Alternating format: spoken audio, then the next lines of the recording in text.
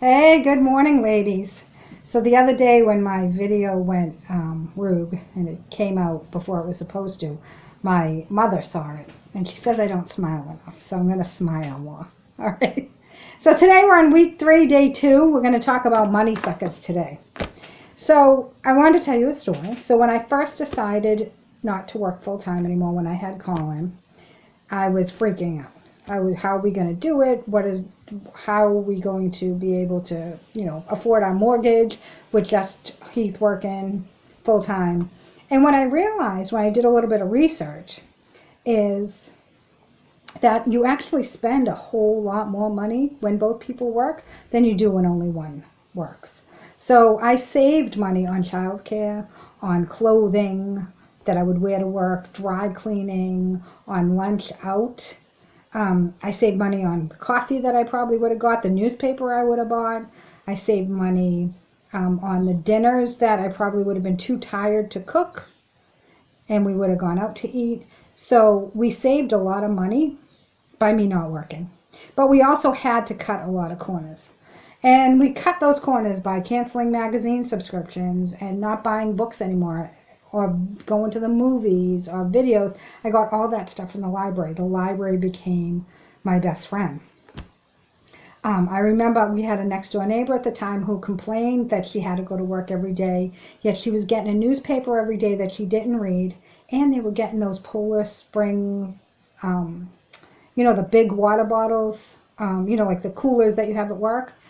And I just felt like those things that she was doing was wasting her money.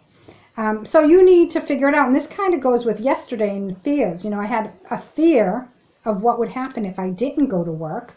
And I did some research and I realized that, yes, we would have to cut back and we would have to make some sacrifices, but that it would work out. And it actually did work out. And then there's also another alternative of working at home. Today there is so much you can do at home. Like Nancy makes jewelry, so you have something that you love to do and you can sell it. I met a woman at Mom Mastery Live last year who loves to bake. She's from Germany, and so she goes every week to her local farmers market and she sells her baked goods. You can do network marketing. You can be a mentor at Mom Mastery University. You can be a virtual assistant, Google virtual assistant. People, I guess, are dying for virtual assistants, and they pay about $20 an hour. You can figure out ways to have income come into the house. But then there's also the money suckers. The things that suck the money right from under us. People talk about cable TV and having a landline and a cell phone. You have to think about whether or not you actually need the thing that you buy. Going into the grocery store with a list as opposed to going in the grocery store and walking around and just putting random things in your carriage. Going to Christmas tree shop for one thing and leaving there $200 less. These are things you have to think about. So if you're really trying to hold on to your money, you have to think about your future.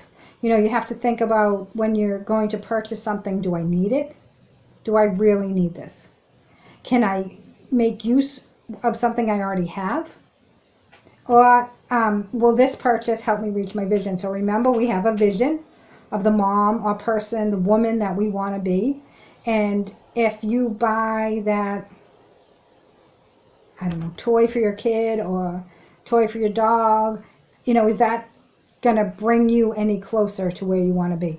And David Bach, he writes a book called Smart Woman Finish Rich. He talks about the latte factor. And those of you who went through the compound effect with me, he also talks about this in the compound effect. So the latte factor is you go and you buy a muffin and a coffee and it costs you $5. Probably costs you a lot more than that now.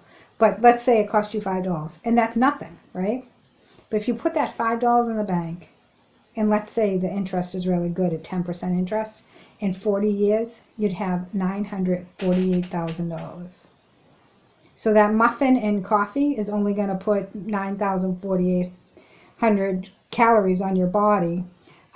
But if you stick that in the bank, it can gross a lot of money. And at this point in at least my life, now that I'm 50, I need to think about the future. So this is just some stuff to think about. Where are you spending your money? Where could you be saving your money? And maybe make some little tweaks um, on keeping some money in the bank. Instead of going for coffee, make the coffee at home. Actually tastes better. I cannot go to Dunkin' Donuts anymore. Their coffee's terrible. So here are your exercises for today. 3 exercises. The first one, in your journal, write down your money suckers. Figure out what they are and figure out how you can combat them. Number 2, learn about some money. I'm going to put some books in the comment section, but Hannah has 3 books that she suggests. I've read 2 of them, but it's been a while, so I think I'm going to go back and read them again. And then our third exercise today goes back to the food, the things we want to eliminate. So we've eliminated, I'm terrible, ain't I? We've eliminated bad fats, or we've tried to at least figure out where bad fats come from. And we've also tried to figure out where the addictive substances comes from, the sugar, the caffeine, white flour, and try to see if we can eliminate them. And I said this yesterday, if you need to eliminate something. So today we're going to look at dairy. Does dairy do you in? I'm going to also give you a website that talks about dairy, but a lot of the stuff that I've read is dairy is the first thing that's got to go if you have allergies or anything that's wrong with you and you can't figure out what it is. Your nose running all the time, you have asthma, get rid of the dairy. So have a good day, and I'll see you tomorrow. Bye.